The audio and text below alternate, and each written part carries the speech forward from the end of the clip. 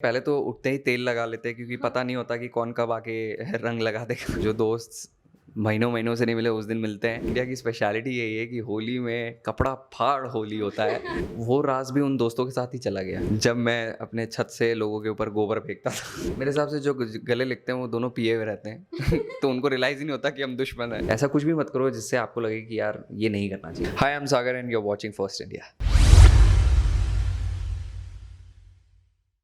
तो आज हमारे साथ हैं सागर। इनसे बात करेंगे किस तरह से ये होली सेलिब्रेट करते हैं। रंगों का त्यौहार है, किस तरह से ये कलरफुल हो जाते हैं उस दिन। तो सबसे पहले किस तरह से आप सेलिब्रेट करते हैं होली को? कुछ नहीं, पहले तो उठते ही तेल लगा लेते हैं क्योंकि पता नहीं होता कि कौन कब आके रंग लगा देगा। और शूट पे भी जाना होता है तो रंगों से भरा चेहरा लेके तो नहीं जा सकते हैं। तो डेफिनेटली सब उठते ही सबसे पूरी बदन पे ऑयल लगा लेते हैं एंड रेडी होते हैं, बहुत एक्साइटेड होते हैं रंग से खेलने के लिए। एंड उस दिन जो दोस्त महीनों महीनों से नहीं मिले उस दिन मिलते हैं और उस दिन सारी कसर निकालते हैं, गुस्सा भी निकालते हैं, पीटते भी हैं, मार भी खाते हैं मस्ती मस्ती में। लेकिन you know how it is. और आई थिंक इंडिया की स्पेशलिटी यही है कि होली में कपड़ा फाड़ होली होता है। हाँ, तो एक दूसरे के कपड़े फाड़ते हैं, अपने भी फट जाते हैं, जाते हैं कपड़ों के साथ, आते हैं बिना कपड़ों के। तो तो ऐसा होली होता है। रंगों से सराबोर हो जाता एकदम है। एकदम, हाँ, यस बिल्कुल। तो एंड उसके बाद आके अच्छा अच्छा खाना खाते हैं, फिर जो सोते हैं होली उसी में मन जाती है। अच्छा, एक बात बताइए, कहा जाता है होली को भांग वांग, तो आपने कभी भांग वांग पी है? नहीं, पी नहीं है, पिलाया गया है। कोई भांग पीता नहीं है, पिलाते हैं लोग। हाँ। और पता ही नहीं चलता है क्योंकि भांग पीने के बाद क्या होता है वो समझ में नहीं आता। तो जब मुझे पिलाया था तो मुझे भी बताया नहीं था। बोला ठंडा ही है, ठंडा ही है, ठंडा ही पी के उसमें भांग मिला हुआ था, पी लिया। अब होली गुजर गया, हम खाए पिए सो गए और सुबह उठे तो होली ख़त्म था। लेकिन कहते हैं भांग खाने के बाद बहुत सारी ऐसी हरकतें हो जाती हैं, लेकिन आप सो गए सीधा कि आपने कुछ ऐसा किया, सुबह होते ही आपको सब आपके कांड बताने लगे कि भांग पीने के बाद भाई तूने ये किया वो किया। वो राज भी उन दोस्तों के साथ ही चला गया। तो मुझे आज तक पता नहीं चल पाया कि मैं भांग पीने के बाद मैंने क्या किया। बस मुझे खुद को याद है कि मैं सो गया था। हाँ, अब वो मैंने क्या किया वो राज उनके साथ चला गया है जिन्होंने मुझे पिलाया।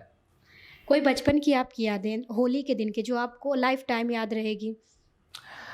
हाँ, लाइफ टाइम याद रहेगी जब जब मैं अपने छत से लोगों के ऊपर गोबर फेंकता था। और छुप छुप के फेंकता था। तो मैं तो ग्लव्स पहन लेता था और एक एक मतलब एक ऐसे एक कपड़े में बांध के हम गौशाला से गोबर लेके आते थे और चलते फिरते आदमी पे स्पेशली जो ड्रंक होते थे और जो ऐसे बेवड़े टाइप्स होते थे उनके ऊपर तो स्पेशली फेंकते थे कि ये लो। और बुरा ना मानो होली है चिल्ला देते थे। कोई कोई पकड़ लेता था तो एक ही बात जबान पे होती थी कि बुरा ना मानो होली है। तो यस, बहुत मज़ा आता था। कहते हैं कि मतलब इस दिन ऐसे होते हैं जो दुश्मन भी होते हैं उन्हें भी गले लगा दिया था। होली का ऐसा त्योहार है, तो आपके साथ क्या कुछ ऐसा किसी के साथ मनमुटाव जिसके नहीं, साथ होली के दिन आप ख़त्म करना चाहते हो? मेरे हिसाब से जो गले लिखते हैं वो दोनों पिए हुए रहते हैं। तो उनको रियलाइज़ ही नहीं होता कि हम दुश्मन हैं, इसलिए गले लगा लेते हैं कि चलो ठीक है यार। बट जोक्स अपार्ट कि सच में इंडिया की स्पेशलिटी मेरे हिसाब से ये है कि हर त्योहार में लोग जैसे पड़ोसी पड़ोसी भी दुश्मन रहते हैं, लेकिन चाहे दिवाली हो होली हो मिठाई सबके यहाँ जाती है। शादी हो तो कार्ड सबके यहाँ जाता है, भले किसी की बनती ना हो। पड़ोसी में ऐसे डेली झगड़ते होंगे कि कपड़ा यहाँ मत सुखाओ, ये मत करो, वो मत करो, पानी मत गिराओ। बट जब त्योहारों की बात होती है सब एकजुट हो जाते हैं। That is the speciality of our country and I think this should be respected and you know kept alive. क्योंकि आज की डेट में लाइफ इतनी फास्ट होते जा रही है कि लोग ये सब बहुत मिनिमलिस्टिक होते जा रहे हैं। एंड मुंबई में मैं खुद अकेले रहता हूँ तो मुझे कभी कभी ऐसा होता है कि बहुत सारे त्यौहार ऐसे होते हैं जहाँ मैं शूट कर रहा होता हूँ और घर आके अकेला होता हूँ। तो बहुत सारी चीज़ें होती हैं। I think these things should be kept alive and it's fun. Holi आने वाला है, तो क्या आपने सोचा अपने होम टाउन जाने के बारे में? किस तरह से आप सेलिब्रेट करेंगे होली को? डिपेंड करता है स्केड्यूल क्या है। मन तो हमेशा करता है कि हर त्योहार में मम्मी पापा के साथ रहें, टाइम स्पेंड करें, फैमिली के साथ रहें। बट कुछ पा वो कहते हैं ना, कुछ पाने के लिए कुछ खोना पड़ता है। तो I think I am losing out on spending more time with my family for achieving what I am achieving right now. तो किस तरह से आपने कुछ तो प्लानिंग की होगी, इस बार का होली मैं इस तरह से मनाऊँगा? नहीं नहीं, बहुत जगह से इनवाइट आता है जहाँ दोस्त खींच के ले जाए। वो तो सुबह फ़ोन आता है कि चलो नीचे गाड़ी खड़ी है, बैठना है बस। वो जहाँ ले जाए, हम दिमाग ही नहीं लगाते हैं। दोस्त दोस्त हमारे इतने इंटरेस्टिंग हैं कि वो जहाँ बोले हम चल देते हैं और उनके साथ मज़ा ही आता है। होली के दिन आप अपने फैंस को क्या मैसेज देना चाहेंगे? किन चीज़ों से बचना चाहिए?